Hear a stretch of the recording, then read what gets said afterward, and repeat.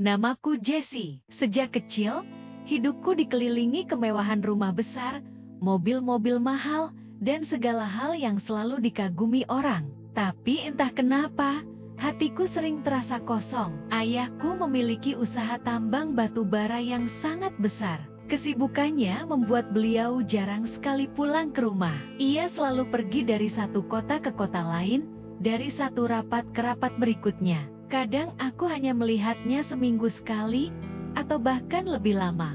Sedangkan Mama Lina, wanita yang selalu dipuji banyak orang. Kulitnya putih, wajahnya cantik, penampilannya selalu rapi dan elegan. Seorang yang jika dilihat orang akan berpikir hidupnya sudah lengkap dan sempurna. Tapi tidak ada yang tahu bahwa ia sebenarnya kesepian. Kesepian yang lama-lama berubah menjadi jarak antara kami. Sejak ayah semakin jarang pulang, Mama semakin sering melamun. Ia menjadi pendiam, lebih suka menghabiskan waktu sendirian, dan perlahan menjauh dariku. Kadang aku mencoba mendekat, ingin bercerita tentang sekolah, atau meminta perhatian. Tapi Mama hanya tersenyum tipis lalu kembali sibuk dengan pikirannya sendiri. Aku merindukan rasa hangat seorang ibu. Tapi rasanya Mama sudah tidak tahu bagaimana caranya menjadi seorang ibu. Di rumah kami, ada satu orang yang selalu hadir, Pak Tejo, supir keluarga. Orangnya baik, sederhana, ramah, dan selalu sopan. Ia sering mengantar Mama ke salon, pusat perbelanjaan, atau hanya sekadar berjalan-jalan. Awalnya aku pikir itu hal biasa, karena memang tugasnya sebagai supir. Tapi lama-kelamaan aku menyadari hubungan mereka berbeda. Mama tampak lebih ceria saat bersama Pak Tejo. Mereka sering tertawa, berbicara dengan akrab, dan saling memperhatikan satu sama lain. Aku mencoba membuang pikiran buruk itu. Mencoba percaya bahwa Mama hanya butuh teman bicara. Namun intuisi seorang anak tidak pernah salah. Ada sesuatu yang membuatku tidak nyaman setiap melihat mereka bersama.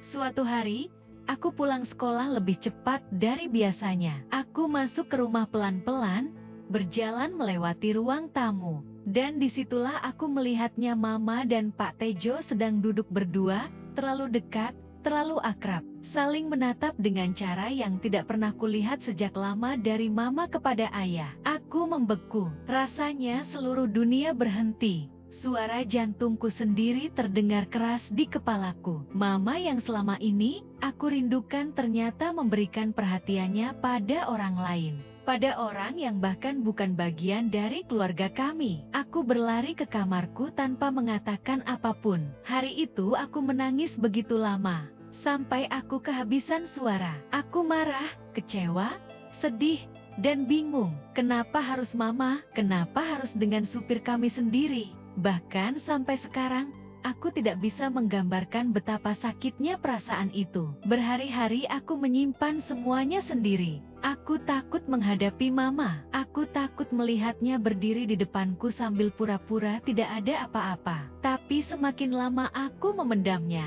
semakin berat rasanya. Aku tahu aku tidak bisa terus seperti ini. Dan yang paling tidak pernah aku lupakan adalah pada saat malam hari turun hujan deras. Aku terbangun dari tidurku, aku merasa sangat haus dan aku berniat untuk mengambil segelas air.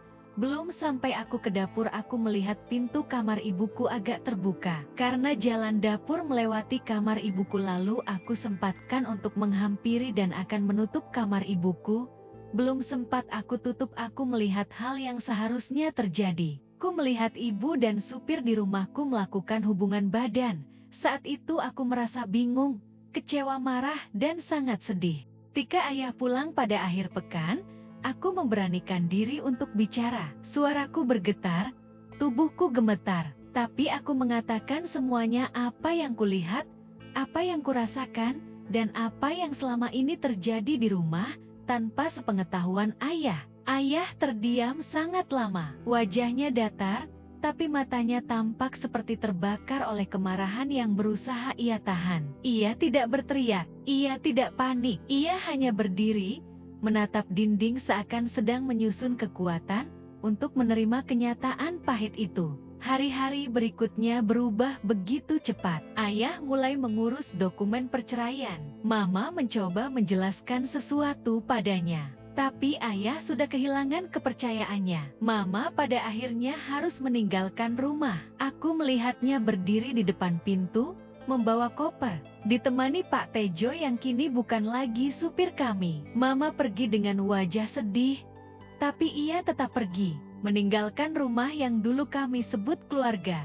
Setelah itu, rumah kami terasa kosong, tapi juga lebih tenang. Ayah mulai berusaha hadir dalam hidupku. Ia mulai pulang lebih awal, menanyakan bagaimana hariku, dan mencoba menebus waktu-waktu yang hilang. Aku tahu ia pun terluka, sama sepertiku. Tapi setidaknya, kini kami saling menguatkan. Sementara Mama, ia memilih menjalani hidup baru bersama Pak Tejo. Mereka menikah. Aku tidak tahu apakah Mama bahagia atau tidak, tetapi aku tahu setiap pilihan memiliki konsekuensi. Aku masih berusaha mengerti semuanya, berusaha menerima bahwa keluarga tidak selalu sempurna, bahwa orang yang kita cintai bisa membuat kesalahan, dan bahwa kadang kita harus kehilangan sesuatu untuk menemukan diri kita sendiri. Aku, Jessie, sedang belajar untuk hidup kembali bersama ayah, tanpa Mama, dengan luka yang perlahan mulai sembuh, meski bekasnya mungkin tidak akan pernah hilang.